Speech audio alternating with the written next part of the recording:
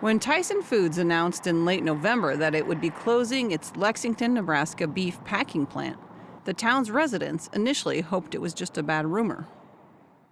To me and my husband, we couldn't believe that. It was like, wow, Tyson is closing. But as of this week, only 142 of 3,212 employees were to remain, with those final layoffs expected by late July. The town of 10,000, once known for a tight housing market, now has more than 50 homes for sale. Rocio Casanova, a longtime community leader and children's librarian, said hundreds of residents have been searching for new jobs since the closure was announced. Businesses are nervous as activity slows. I took it like when you are grieving somebody, like you have someone you love so much and you see every day, and that person died. So these people are like in shock first, and then they go into that grieving process, and they just need to let it out. And somebody just needs to listen to them and then tell them everything is going to be okay. The town's library became a gathering point for displaced workers seeking advice. Other regional packing plants had representatives available, while a few lawyers and financial advisors, some traveling from Omaha, offered assistance, especially to recent immigrants for whom English is a second language. Volunteers raised more than $250,000 for a relief fund, helping out more than 3,000 people. The plant building itself has a long industrial history. It once housed a Sperry, New Holland combine factory that closed in 1985. IBP remodeled it for meatpacking in 1990, and Tyson acquired it in 2001. Casanova said some families are holding out hope that another company will move in, but time is running out. My biggest worry is like, what are we going to do to retain these people in the community? Because we have become a really big family.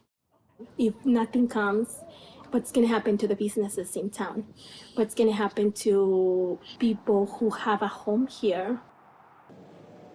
Experts say that while losing the town's largest employer will be painful, the closure does make beef packing capacity more efficient nationwide. Elliot Dennis, an associate professor of livestock and meat economics at the University of Nebraska-Lincoln, said pandemic-era disruptions in federal incentives led to a number of new processing facilities. In Nebraska, Sustainable Beef, a Walmart-connected plant, opened in North Platte in 2025, just an hour's drive from Lexington. That expansion came as the national cattle herd dropped to a 74-year low of 86 million head.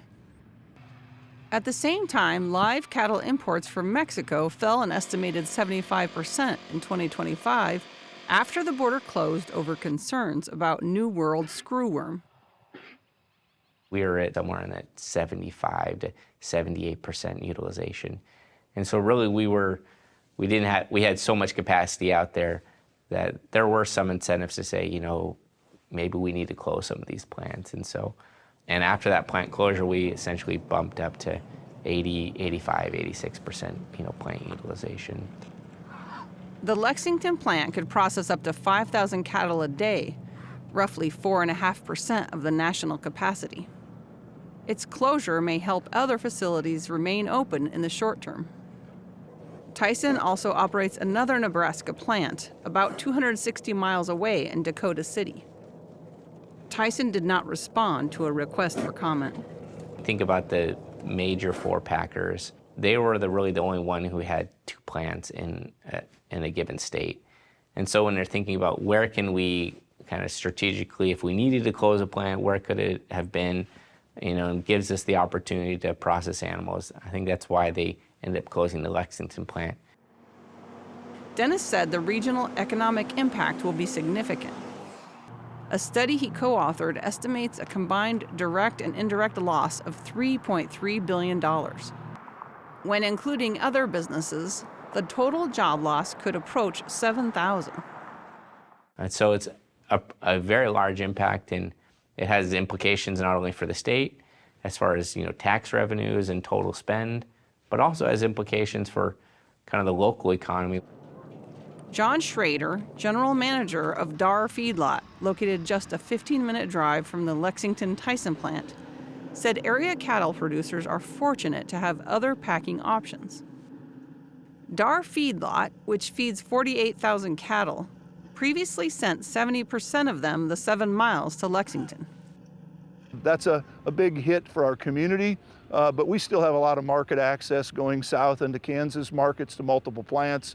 We've got a new plant in North Platte, Nebraska, just 45 miles down the road. We've got plants in the west out in Colorado that are available, and we can go into our eastern Nebraska plants as well. So again, a great area to feed cattle, got a lot of market access. Schrader said producers typically negotiate with packers over who might cover that additional shipping cost. Dar Feedlot has managed to shift its cattle to other packing plants, but longer hauls have increased the workload for its employees. Logistics is a big part of that there's going to maybe be a 4-hour haul, an hour to unload and 4 hours drive back. That's a 9-hour day, and there's not much time to get much else done. Schrader added that strong consumer demand for beef has helped cushion the blow for the cattle industry. But the outlook for the town remains uncertain. We could lose between 5,000 and 7,000 people in a worst-case scenario.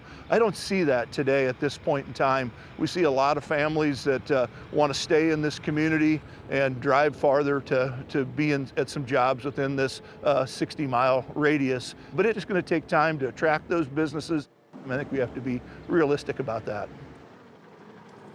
For Market to Market, I'm Colleen Bradford Krantz.